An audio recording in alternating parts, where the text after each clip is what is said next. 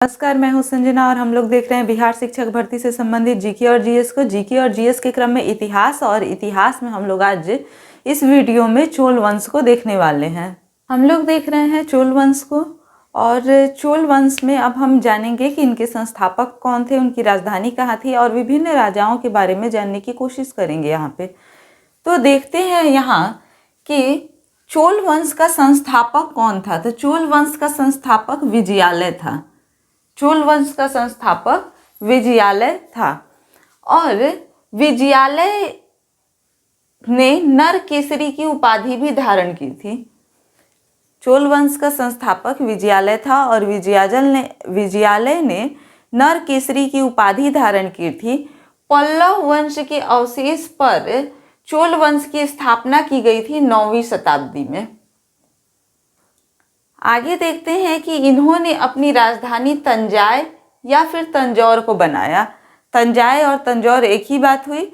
तो इनकी राजधानी यानी चोल वंश की राजधानी, विजयालय की राजधानी तंजाय या फिर तंजौर थी। आगे देखते हैं कि विजयालय के बाद आदित्य प्रथम ने स्वतंत्र राज्य स्थापित किया। यानी कि देखा जाए तो पहले चोल वंश जो था वो राज्य तो स्थापित हो गया लेकिन स्वतंत्र राज्य स्थापित नहीं हो पाया था। तो स्वतंत्र राज्य स्थापित करने में किसका योगदान माना जाता है? तो आदित्य प्रथम का योगदान माना जाता है। तो आदित्य प्रथम ही वो शासक था जिसने चोल राजवंश को स्वतंत्र राज्य घोषित करवाया था। आगे देखते हैं हम इसमें कि इसी राजवंश का एक राजा था जिसका नाम परांतक प्रथम था। परांतक प्रथम था जिसे राष्ट्रकूट शासक कृष्ण तृतीय ने, परांतक प्रथम को राष्ट्रकूट शासक कृष्ण तृतीय ने तकोलम के युद्ध में 2 बार पराजित किया था। तकोलम के युद्ध में क्या किया था? 2 बार पराजित किया था। इसी राजवंश के राजा कौन थे? परांतक प्रथम को राष्ट्रकूट शासक कृष्ण तृतीय ने तकोलम के युद्ध में 2 बार पराजित किया और उसके राज्य को क्या किया? अपने राज्य में मिला लिया था। आगे देखते हैं यहाँ पर कि इस वंश का प्रथम शक्तिशाली शासक कौन हुआ। शासक तो यहाँ पर होते गए, शासक बहुत आए और बहुत गए, लेकिन इस वंश का सबसे शक्तिशाली शासक कौन हुआ या फिर प्रथम शक्तिशाली शासक कौन हुआ, तो ये जानना ज़्यादा जरूरी होता है क्योंकि प्रश्न वहीं से उठाए जाते हैं। तो प्रथम शक्तिशाली शासक इस साम्राज्य का कौन हुआ? तो राजराज प्रथम हुआ। चोल वंश का प्रथम शक्तिशाली शासक राजराज प्रथम हुआ। राजराज प्रथम के बारे में कुछ बातों को देखते हैं, कुछ चीज़ों को, कुछ तथ्यों को जानते हैं कि राजराज प्रथम ने गंगों, पांड्यों तथा चालुक्यों को पराजित किया और उसके साम्राज्य को अपने साम्राज्य में मिला लिया। किसको किसको पराजित किया? तो गंग वंश को, पांड्यों, पांडव वंश, चालुक्य वंश और भी राजाओं को इसने पराजित किया था और भी साम्राज्य को अपने साम्राज्य में मिलाया था। लेकिन ये इम्पोर्टेंट है, ये मुख्य हैं। तो गंगों, पांड्यों और चालुक्यों को इसने क्या किया कि अपने साम्राज्य में मिला लिया, पराजित किया और पराजित करने के पश्चात अपने साम्राज्य में इसको मिला लिया। इसके बाद देखेंगे कि राजराज प्रथम ने श्रीलंका के भी कुछ हिस्सों को जीता था। श्रीलंका के भी कुछ हिस्सों को क्या किया था? इसने जीता था। तो श्रीलंका के विजित प्रदेशों को इसने एक नाम दिया। क्या नाम दिया? तो मुडी चोल मंडलम नाम दिया इसने। क्या नाम दिया? मुडी चोल मंडलम नाम दिया और अपनी राजधानी को पोलनरुआ बनाया। पोलनरुआ अपनी राजधानी को बनाया। क्या किया इसने? सबसे पहले गंगों, पांड्यों और चालुक्यों को पराजित करके अपने राज्य में मिला लिया। इसके बाद देखेंगे कि क्या किया। तो इसने श्रीलंका में भी कुछ प्रदेशों को जीता था क्योंकि ये दक्षिण भारत के साम्राज्य हैं, तो दक्षिण भारत से श्रीलंका नज़दीक होगा, तो इसलिए इसने क्या किया था? श्रीलंका के भी कुछ प्रदेशों को जीत करके और उस प्रदेश का नाम क्या रखा था? तो मुडी चोल मंडलम उसका नाम रखा था। और उस प्रदेश की राजधानी इसने किसको बनाई थी? तो पोलनरुआ को इसने अपनी राजधानी बनाई थी। राजराज प्रथम जो था वो शैव धर्म का अनुयायी था, ये शैव धर्म को मानने वाला था और इसने तंजौर में राजराजेश्वर मंदिर का निर्माण करवाया था। तंजौर में किस मंदिर का निर्माण? तो राजराजेश्वर मंदिर का। तो राजराजेश्वर यानी कि राज प्रथम ने राजराजेश्वर मंदिर का निर्माण करवाया था। कहाँ पर? तो तंजौर में इसका निर्माण करवाया था। प्रथम शक्तिशाली शासक के बाद अब हम लोग सर्वाधिक विस्तार करने वाले शासक को देखेंगे। तो सर्वाधिक विस्तार करने वाला जो शासक था वो कौन था? राजेंद्र प्रथम था। राजेंद्र प्रथम वो शासक था जिसने चोल राजवंश को सर्वाधिक विस्तार प्रदान किया था। सर्वाधिक विस्तार प्रदान करने वाला शासक जो था वो कौन था? तो राजेंद्र प्रथम था। तो यहाँ पर राजेंद्र प्रथम के बारे में कुछ वाक्यों को, कुछ तथ्यों को जानते हैं हम। तो राजेंद्र प्रथम वो शासक है जिसने बंगाल के शासक महिपाल को पराजित कर दिया था। बंगाल के शासक महिपाल को पराजित किया था किसने? तो राजेंद्र प्रथम ने पराजित किया था और उसे पराजित करने के बाद गंगेकोंड चोल की उपाधि भी धारण की थी। गंगेकोंड चोल की उपाधि भी धारण की थी। किसको पराजित करने के बाद? तो बंगाल के पाल शासक महिपाल को पराजित करने के बाद उसने उपाधि धारण की, गंगेकोंड चोल की उपाधि। इसके बाद देखेंगे कि उसने अपनी एक नई राजधानी बनाई। तो नई राजधानी उसने गंगेकोंड चोलपुरम को बनवाया। गंगेकोंड चोलपुरम को उसने नई राजधानी अपनी बनवाई और उसके पास में एक जलाशय बनवाया जिसका नाम चोल गंगम था। पास में एक जलाशय और उसका नाम चोल गंगम था।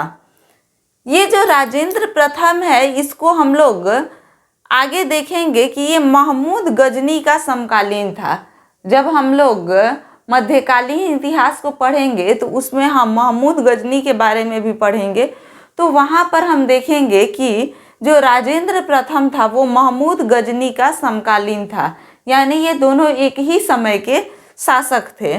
और राजेंद्र प्रथम के गुरु जो थे उनका नाम शैवसित ईशान शिव था। ये क्वेश्चन पूछा जाता है कि राजेंद्र प्रथम के गुरु कौन थे? तो इनके गुरु शैवसित ईशान शिव थे। तो इस तरह से यहाँ पर हम लोग राजेंद्र प्रथम के बारे में देखें।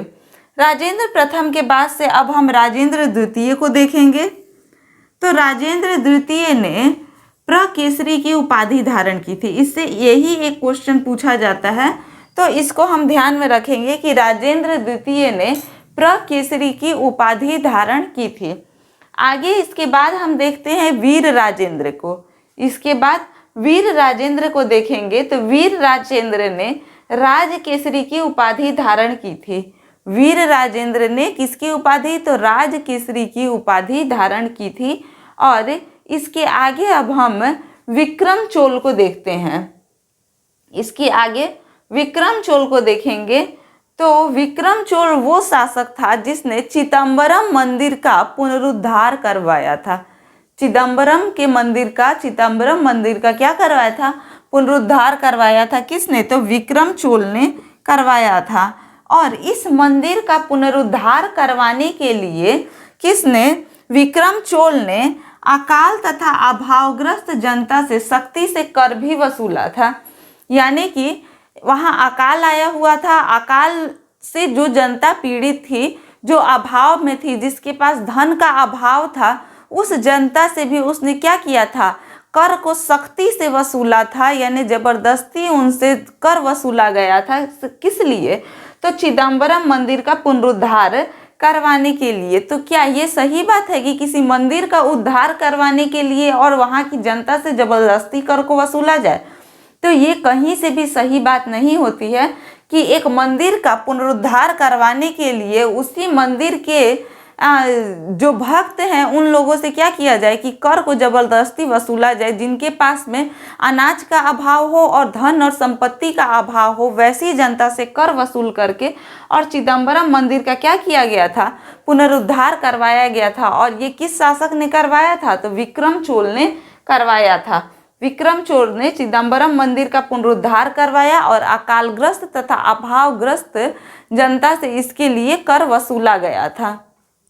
आगे देखेंगे कि विक्रम चोर ने जिस चिदम्बरम मंदिर का पुनरुद्धार करवाने के लिए सख्ती से कर वसूल किया था, उसी चिदम्बरम मंदिर में विराजमान गोविंद राज विष्णु की जो प्रतिमा थी, किसकी? तो गोविंद राज विष्णु की जो प्रतिमा थी, उसे कलोतुंग प्रथम, इसी साम्राज्य का एक शासक था कलोतुंग प्रथम, उसने क्या कर दिया था कि समुद्र में उसे फेंकवा दिया था।